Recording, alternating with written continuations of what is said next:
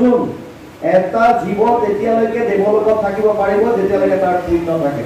পুণ্য ক্ষয় হলে আকৌ 84 লাখ যোনি ভ্ৰমণ কৰিব লাগিব। আৰু যদি প্ৰাৰব্ধ উলিয়াওতে কেৱল পাপ আহিল তেতিয়া অধুজনী পায়। কীট পতংগ পোক পৰুৱা জীৱ জন্তু যিমান আছে এইবিলাক অধুজনী বুলি কয়। যদি ভাগ্যৰ বলত পাপ পুণ্য মিশ্ৰিত আহিল তেতিয়াহ'লে মানুহৰ যোনি পাব। সেইকাৰণে মানুহৰ যোনিত সুখ আৰু দুখ দুইটা ভোগ কৰিবলগীয়া হয়।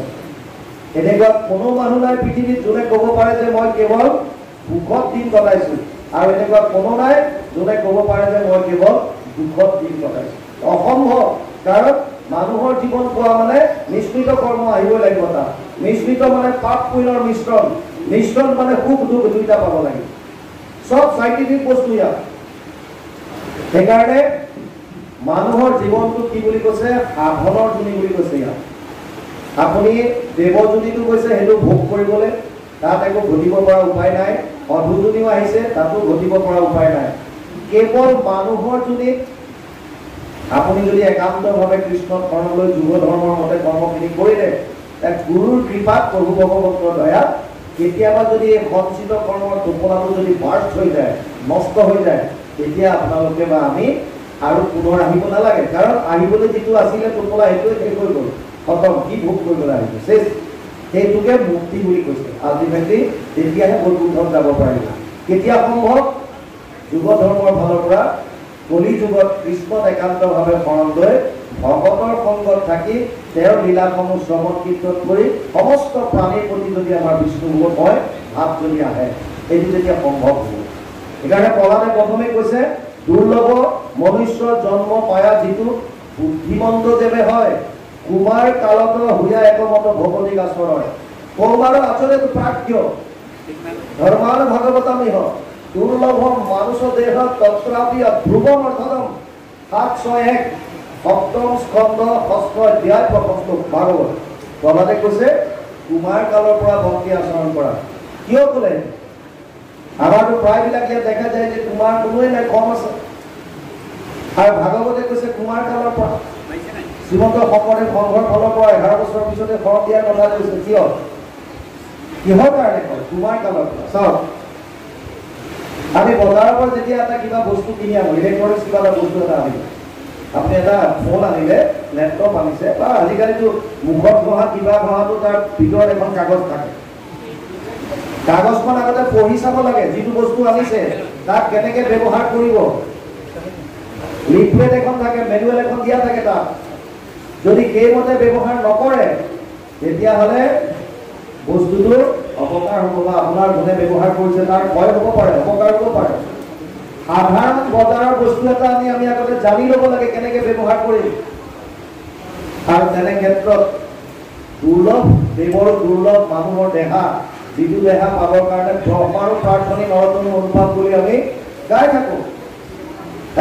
ব্ৰহ্মাৰো প্ৰাৰ্থনী নৰতনু অনুভৱ গাই আছো আমি গোসা। কিন্তু যদি আমি গাই আছো হয়, ব্ৰহ্মাৰো কিয় ইচ্ছা কৰে? কাৰণ ব্ৰহ্ম ভুৱনালোক পুনৰাৱৰ্তিত অৰ্জুন মামপ্ৰেত্যত কৌন্ত্য পুনৰ্জন্মনা বিদ্যতে অষ্টম অধ্যায় 16 নম্বৰ শ্লোক গীতা। হে অৰ্জুন, ব্ৰহ্মলোক পৰ্যন্ত কোনো হাৰি যাব নোৱাৰিব মায়াৰ বন্ধনৰ পৰা। তেওঁলোকো আকৌ আহিব লাগিব। ব্ৰহ্মাকো নিষেধ কৰে, যেনে এক শত হৈ গৰিষ্ঠ ব্ৰহ্মাৰ ব্ৰহ্মাকো পৰন্ততে ঈশ্বৰে সংহাৰ। 4ৰ্থ পদত লিখা আছে ভাগৱত 12 স্কন্ধত। আল্টিমেটলি কোনো মায়াৰ বন্ধনৰ পৰা হাৰি যাব নোৱাৰে। ঠিক আৰু এতিয়া বিশেষকৈ ইমান এটা দুৰ্লভ কৰি পোৱাৰ পাছত এই শৰীৰটো কেনেকৈ ব্যৱহাৰ কৰিব লাগে যদি আমি সৰুতেই যদি গম নাপাওঁ, যেনেকে মন যায় তেনেকৈ ব্যৱহাৰ কৰি পোৱাৰ পাছত যেতিয়া ফুল পূজা চব যেতিয়া বেয়া হৈ যাব, তাৰপিছত যেতিয়া গম পাব যে ইছ সেইটো কৰিব নালাগিছিল, ইছ সেইটো বৰ ভুল হ'ল, তেতিয়া ইচ্ছি চাই কি লাভ? বুজি পাইছে? তেতিয়া আমাৰো বহুতৰে তেনেকুৱা হয়, ইছ সেইটো যদি নকৰিলোহেঁতেন, মই যদি এনেকৈ খোৱা বোৱাত তেতিয়াই এৰি দিলোহেঁতেন, খায়ে থাকিলোঁ কাৰণে মোৰ হাই ব্লাড প্ৰেছাৰ পাই গ'ল, মই নামানিলোঁ। বহুতৰ ভকতৰ মুখত শুনিছিলোঁ যে সাত্বিক ভোজন কৰিব লাগে, পৌষ্টিক ভোজন কৰিব লাগে, মই নামানিলোঁ নহয়, চব খাই দিলোঁ লোভত কৰি। এতিয়া মানে পাই গ'ল নহয় হাই ব্লাড প্ৰেছাৰ, খুব মিঠাই খালোঁ, এতিয়া পাই গ'ল চুগাৰ, উপায় নাই। তাৰ মানে যদি আমি আমাৰ উঠি অহাৰ সময়তে শিশুসকলে যদি তত্ত্ববিলাক বুজি নাপায়, তেতিয়াহ'লে তেওঁলোকে জীৱনটো শুদ্ধ মাৰ্গত নিয়াত বিফল হ'ব। সেইকাৰণে কুমাৰ কালৰ পৰা ভক্তি আচৰণ কৰিবলৈ কৈছে। ভক্তি মানে কি? ভক্তি মানে কি আচলতে? ভক্তি যে ক'লে কুমাৰ কালত ভক্তি কৰা, ভক্তি মানে কি? এতিয়া সৰু ল'ৰা এটাক যদি আপুনি কয় যে তই ভক্তি কৰ, কি কৰিব? ভক্তিৰ একে সহজ ফৰ্মুলাটো বুজক। নাৰদে দিছে একেবাৰে সহজ ফৰ্মুলা ভক্তি। ভক্তি চব প্ৰেম স্বৰূপা। ভক্তি মানে প্ৰেম, ভাল পোৱা কাম। আপোনালোকে এটা ইণ্টাৰেষ্টিং কথা ভাবক, আপোনাৰ দিনটোত যাক আটাইতকৈ বেছি ভাল পায় তাৰ কথা মনলৈ বেছিকৈ আহেনে নাই? এই সত্যটো কওক। যাক আপোনালোকে বেছি ভাল পায়, ই বস্তু হ'ব পাৰে, ব্যক্তি হ'ব পাৰে। কোনোবা এজনে নতুনকৈ ঘৰ এটা বনাইছে, ঘৰটো বনাই থাকোঁতে বাকী দুনিয়াৰ যি সুযোগ আছে সেইবিলাকৰ ইণ্টাৰেষ্ট নাই। কিয়নো তাৰ এনি টাইম ঘৰটোৰ কথা আহি থাকিব মনলৈ। ক'ৰবাত কথা পাতিলে তাকে প্ৰকাৰে লাগিলে ৰাজনীতিৰ কথা পাতক, লাগিলে ধৰ্মনীতিৰ কথা পাতক, তাৰ টাৰ্গেট থাকিব কেনেকৈ ঘৰটোৰ কথা কওঁ। এই ঘৰটোৰ কথা আহিব জানে, কাৰণ মনত এনি টাইম মাৰি আছে ঘৰটোৰ কথা। কিয়? ঘৰটো ভাল পায়। কোনোবাই হয়তো নিজৰ ফোনটো ভাল পায়, কোনোবাই বাইকখন ভাল পাইছে, কোনোবাই বেলেগ এটা কিবা বস্তু ভাল পাইছে, কোনোবাই নিজৰ ঘৰত থকা সৰু সন্তান এটা আছে, দুনুক খানাক মাত ফুটিছে, আটাইকেইটাৰ প্ৰাণ কিন্তু সেইটো তাক ভাল পাওঁ। ইণ্টাৰেষ্টিং কথা, যাক আপোনালোকে আটাইতকৈ বেছি ভাল পায় 24 ঘণ্টাৰ বেছিভাগ সময় তাৰ কথা মনলৈ আহে। এতিয়া ডাঙৰ কথা হৈছে আপোনালোকে ভাল কিয় পায়? ঘৰটোক ভাল পাইছে, ধৰক স্বামীয়ে পত্নীক ভাল পাইছে, পত্নীয়ে স্বামীক ভাল পাইছে, বা কোনোবা এজন বাপেকে পিতেকক ভাল পায়, জীয়েকক ভাল পায়। কিয় ভাল পাওঁ? মই আইফোনটো ভাল পাইছোঁ, মই মোৰ লেপটপটো ভাল পাইছোঁ, মই কিবা কিয় ভাল পাওঁ? তাৰ মানে আমি ভাবোঁ যে এই বস্তুবিলাকে ডাইৰেক্ট সুখ দিছে মোক। আপোনালোকে যদি চাই কিয় ভাল পাইছে, যে সিহঁতৰ পৰা আমি ইমিডিয়েট সুখ পাইছোঁ, সেইকাৰণে ভাল পাইছোঁ। এই যে সুখ অনুভৱ কৰিছে আপুনি, সেইকাৰণে বস্তু বা ব্যক্তিজনক আপুনি ভাল পাইছে। কিন্তু এই সুখটো কিমান দিনলৈ, কিমান দিন পায় আপুনি? আপোনালোকে চাব যে কিছুদিনৰ পিছত সেইটো সুখ নাইকিয়া হয়, আকৌ বেলেগ বস্তু ভাল পোৱা হয়। আকৌ অলপ দিনৰ পিছত সেইটো বাদ দি আকৌ বেলেগ ভাল পোৱা হয়। কাৰণ এইবিলাক চব মায়াৰ খেল, অস্থায়ী চব এইবিলাক, বিনাশী চব এইবিলাক। এতিয়া আপোনালোকে ভাল পাইছে, তথাপিও কিহৰ কাৰণে? যে সেই বস্তুটোৱে আপোনাক সুখ দিছে। কৃষ্ণই আপোনালোকক কিটো দিছে? ভাল পাবলৈ। প্ৰেম মানে ভক্তি বুলি কৈছে। ভক্তি মানে প্ৰেম কৰিব লাগিব। প্ৰেম মই কৃষ্ণক কিয় কৰিম? কৃষ্ণই মোক কিটো দিছে? ঘৰটো নতুনকৈ বনাইছোঁ, মোৰ মনত ভাল লাগিছে, মোক গাড়ীখন চলাবলৈ পাইছোঁ, গাড়ীখনে মোক সুখ দিছে। কিন্তু ভগৱান কৃষ্ণই মোক কিটো দিছে? কিহৰ কাৰণে ভাল পাম? আপোনালোকক যদি প্ৰেমৰ লিষ্ট এখন বনাবলৈ দিয়ে, 1 নম্বৰত হয়তো যোনে আটাইতকৈ ভাল পায় বস্তু ব্যক্তি আহি, 2 নম্বৰত কোনোবা, 3 নম্বৰত কোনোবা, 4 নম্বৰত কোনোবা, তাত কৃষ্ণৰ নাম কাৰণ নাই।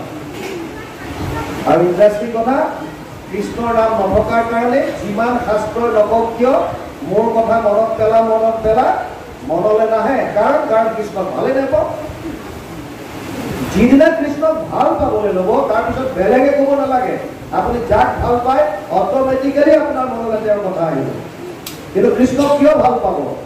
শুনক, যিখন পৃথিৱীত আমি থিয় হৈ আছো, এই পৃথিৱীখন আমাক কৃষ্ণই দিছে। যি বায়ু আমি সেৱন কৰি আছো, যাৰ অবিহনে অলপ সময় আমি থাকিব নোৱাৰোঁ। ভেণ্টিলেটৰত থকা এজন ৰোগীৰ পৰিবাৰক সোধক যে এইটো আঁতৰাই দিলে কি গতি হয়? ধৰফৰণি ল'ব। আপোনাৰ নাক মুখ বন্ধ কৰি অলপ সময় ৰাখিলে ধৰফৰাবলৈ ল'ব। যিটো বায়ু সেৱন নকৰিলে এক মুহূৰ্ত থাকিব নোৱাৰোঁ। যি পানী নহ'লে তৃষ্ণাত আমি পাগলৰ দৰে হৈ যাওঁ। যি অগ্নিত আমি ৰন্ধন কৰিছোঁ, সেই অগ্নি ভগৱানে দিছে। যিখন আকাশৰ তলত আছো, এই আকাশ ভগৱানৰ সৃষ্টি। এই পঞ্চভূত কোনো বিজ্ঞানে সৃষ্টি কৰিব পৰা নাই। বিজ্ঞানীসকলে ৰূপান্তৰ ঘটাব পাৰে, ৰূপান্তৰ কৰিব পাৰে। এটা থকা বস্তুৰ পৰা বেলেগ এটা বস্তু দিব পাৰে।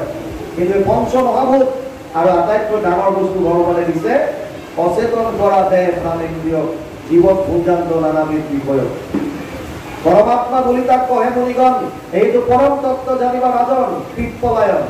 নৱসিদ্ধৰ এজন পিপ্পলায়নে কৈছে নিমিৰতা। কি কৈছে? চাওক, আপুনি এজন মানুহৰ যেতিয়া মৃত্যু হয়, আপোনালোকে কয় যে আজি অমুক বাপজন গ'ল। আৰু গৈ পেলাই যেতিয়া পাই গৈ তাত দেখে যে বাপজন যোৱা নাই, বাপজনটো পৰি আছে।